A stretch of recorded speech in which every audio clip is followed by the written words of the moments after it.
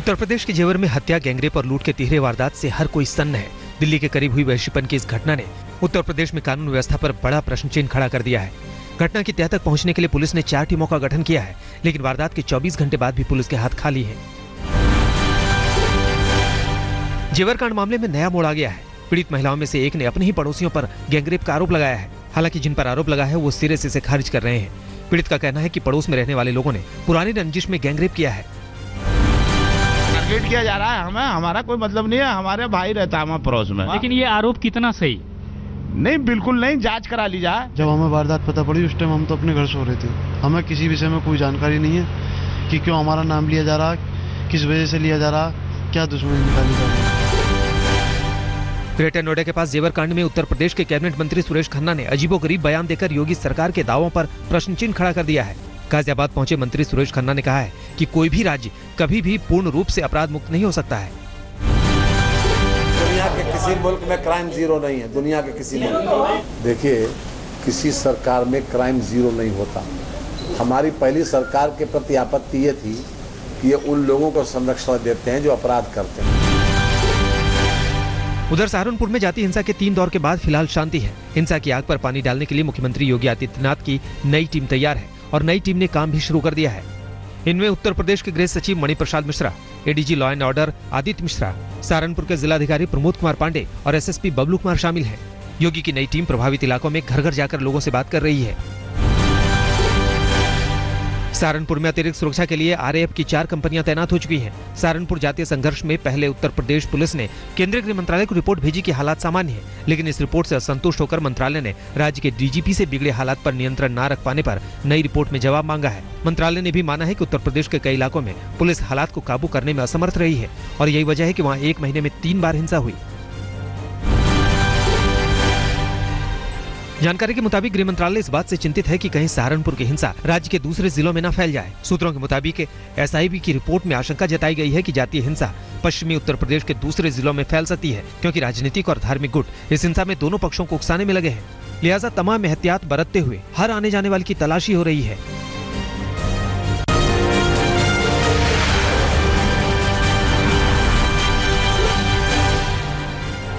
आज केंद्र में मोदी सरकार की ताजपोशी की 3री सालगिरह है। 26 मई को ही 2014 में नरेंद्र मोदी ने प्रधानमंत्री पद की शपथ ली थी। इस मौके पर देश भर में आज सरकार की उपलब्धियों को गिनाते हुए कार्यक्रमों का आयोजन किया जा रहा है। भारत के करीब 120 शहरों में मोदी फेस्ट के नाम से आयोजनों की भरमार है। आज से शुरू होने वाला जश्न का ये जलसा 15 जून तक चलेगा। मोदी सरकार के 3 साल पूरे होने के मौके पर उनके मंत्रिमंडल के मंत्री, सांसद, बीजेपी नेता अलग अलग शहरों में लोगों से मुलाकात करेंगे। बीजेपी का लक्ष्य है कि देश के 707 जिलों में से कम 300 जिलों के वोटरों से संपर्क स्थापित हो। माना जा रहा है कि 3 साल पूरे होने के मौके का इस्तेमाल बीजेपी 2019 के लोकसभा चुनाव की तैयारी के आगाज के तौर पर भी कर रही है।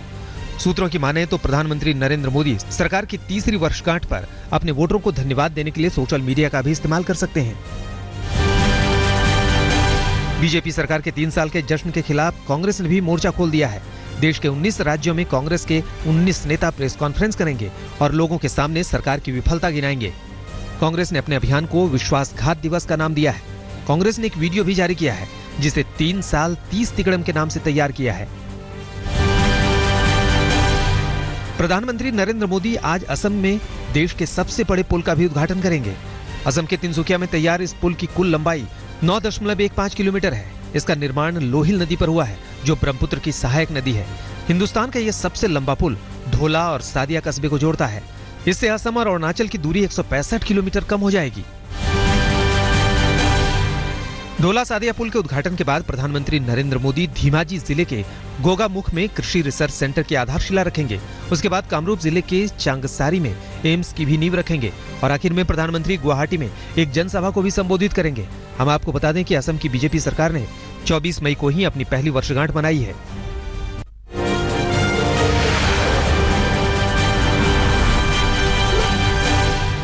राष्ट्रपति चुनाव को लेकर कांग्रेस अध्यक्ष सोनिया गांधी ने आज सभी विपक्षी दलों की संसद भवन में बैठक बुलाई है। इस मीटिंग में राष्ट्रपति पद के चुनाव के लिए कांग्रेस मौजूदा दलों से बात कर सहमति से उम्मीदवार पर फैसला ले सकती है। हालांकि इस बैठक से बिहार के मुख्यमंत्री नीतीश कुमार के गायब रहने की संभावना जताई गई है। लेफ्ट दलों की मौजूदगी पर भी सस्पेंस कायम है, क्योंकि वो ममता बनर्जी के साथ मीटिंग में शामिल नहीं होना चाहते। दिल्ली में आम आदमी पार्टी की सरकार एक और विवाद में फंस सकती है। दिल्ली सरकार के कामकाज पर सवालिया निशान लग गया है, क्योंकि मोहल्ला सभा के फंड के गायब होने का मामला सामने आ रहा है। पार्टी की परेशानी यह है कि मंत्री, नेता और अफसरों के पास इसका कोई जवाब नहीं है। 2 साल बाद कई विधानसभा क्षेत्रों को बांटे गए पैसे का हिसाब नहीं मिल रहा है और न ही काम पूरे होने का वादा पूरा हुआ। श्रीनगर में अलगाववादी हुर्रियत नेताओं से कांग्रेस नेता मणिशंकर अय्यर की मुलाकात ने पार्टी की फजीहत बढ़ा दी है। मणिशंकर अय्यर ने श्रीनगर में सईद अहमद शाह गिलानी, शब्बीर शाह और मीरवाइज उमर फारूक से मुलाकात की है। हालांकि कांग्रेस ने मणिशंकर की इस मीटिंग से खुद को दूर रखा है और उल्टे सरकार की कश्मीर नीति की जमकर आलोचना की।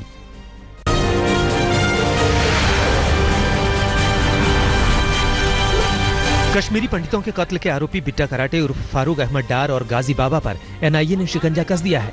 श्रीनगर में एनआईए की टीम ने बिट्टा कराटे से कई सवाल दागे। आज तक के ऑपरेशन हुर्रियत में बिट्टा कराटे भी बेनकाब हुआ था। कराटे से एनआईए ये जानने की कोशिश कर रही है कि पाकिस्तान से अलगाववादियों को कैसे और कितनी मदद मिल रही है। जांच एजेंसी हवाला और कश्मीर में आतंकी कनेक्शन की भी छानबीन कर रही है। आज तक की स्टिंग के बाद पहली बार बिट्टा कराटे सामने आया।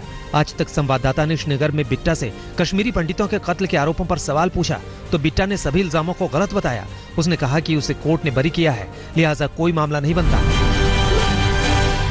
पाकिस्तान से भारत लौटी उजमा अहमद ने दिल्ली में अपनी दर्द भरी दास्तान सुनाई। उजमा ने कहा कि पाकिस्तान में उसकी जैसी कई महिलाएं फंसी हैं। उजमा ने यह भी कहा कि पाकिस्तान जाना तो आसान है, लेकिन वहां से लौटना उतना ही मुश्किल है। उजमा ने दिल्ली आने के बाद विदेश मंत्री सुषमा स्वराज से मुलाकात की। उत्तराखंड के अल्मोड़ा में बादल फटने से बड़ी तबाही हुई है। भारी बारिश की वजह से 2 मकान के जमींदोज होने की खबर है। कुछ मवेशियों के भी मारे जाने की जानकारी आई है। कई जगहों पर चट्टान खिसकने से सड़कें बंद हो गई, जिससे मुसाफिर घंटों परेशान रहे। भारी बारिश की वजह से नदियों में उफान आने से निचले इलाकों में पानी भर गया है। प्रशासन राहत कार्यों में जुटा है। उत्तराखंड के उत्तरकाशी, रुद्रप्रयाग, चमोली, पिथौरागढ़ में मौसम विभाग ने अलर्ट जारी किया है। 29 मई से भारी बारिश की आशंका जताई गई है। चिंता इसलिए भी ज्यादा है क्योंकि इस वक्त 4 धाम की यात्रा भी जारी है और अगर हालात खराब हुए तो 4 धाम की यात्री मुश्किल में पड़ सकते हैं। केदारनाथ यात्रा में भक्तों की भारी भीड़ जमा हो रही है। यात्रियों ने सभी पुराने रिकॉर्ड तोड़ दिए हैं। कपाट खुलने के 23 दिन के भीतर 2 लाख से ज्यादा श्रद्धालुओं ने भगवान भोले के दर्शन कर लिए हैं। उत्तराखंड के चमोली में सिखों के प्रसिद्ध तीर्थ स्थल हेमकुंड साहिब के कपाट भी खुल गए। हेमकुंड साहिब में अभी भी बर्फ की कई फुट ऊंची परत जमी हुई है, लेकिन मत्था टेकने के लिए श्रद्धालुओं का तांता लगा हुआ है। पहले दिन 7000 से ज्यादा भक्त हेमकुंड साहिब पहुंचे। 4200 मीटर से भी ज्यादा ऊंचाई पर मौजूद हेमकुंड साहिब दुनिया का सबसे ऊंचा तीर्थ स्थल है। पठानकोट में दिव्यांग बच्चों से मिलने ब्लाइंड स्कूल गए विधायक अमित विज भावुक हो गए। ब्लाइंड बच्चों से मिलने के दौरान उनकी आंखों से आंसू छलक उठे। अमित विज ने दिव्यांग बच्चों की पढ़ाई के लिए बढ़िया साधन जुटाने का आश्वासन दिया। ये कार्यक्रम रेड क्रॉस सोसाइटी की ओर से करवाया गया था। वाराणसी में एक शख्स ने अनूठा करतब दिखाया। हाथ पैर बांधकर गंगा नदी में शख्स ने 100 मीटर की तैराकी की। इसके अलावा पीठ में उसने ईंट को भी बांध कर रखा था।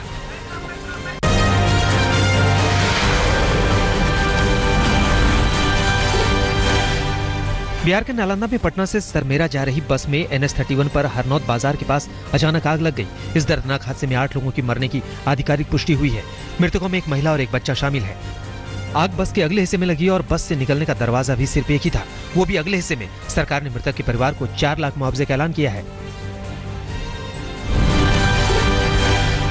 राजस्थान के चित्तौड़गढ़ में एक भीषण सड़क हादसा हुआ। रोड पर ट्रॉली पलटने से 11 लोगों की मौत हो गई। सभी लोगों की जान ट्रॉली में दबने से हुई। मरने वालों में कई बच्चे शामिल हैं। दिल्ली में एक बेटे पर मां की हत्या का आरोप लगा है।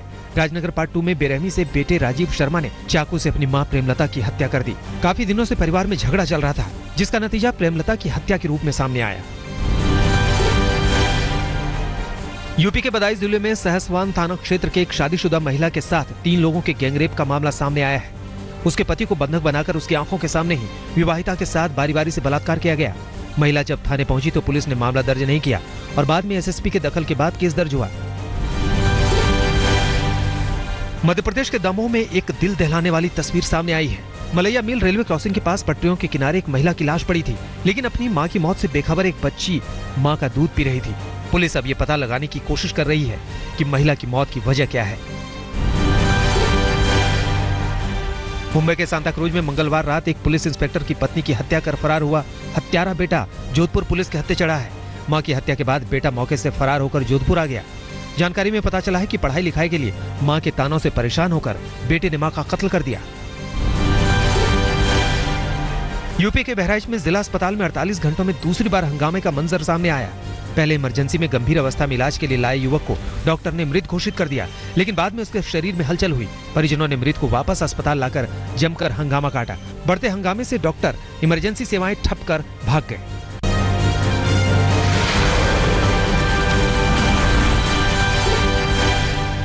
रोहतास पुलिस ने अवैध पत्थर खनन के खिलाफ छापामारी अभियान में 150 से ज्यादा अवैध स्टोन क्रशर मिलों को ध्वस्त किया।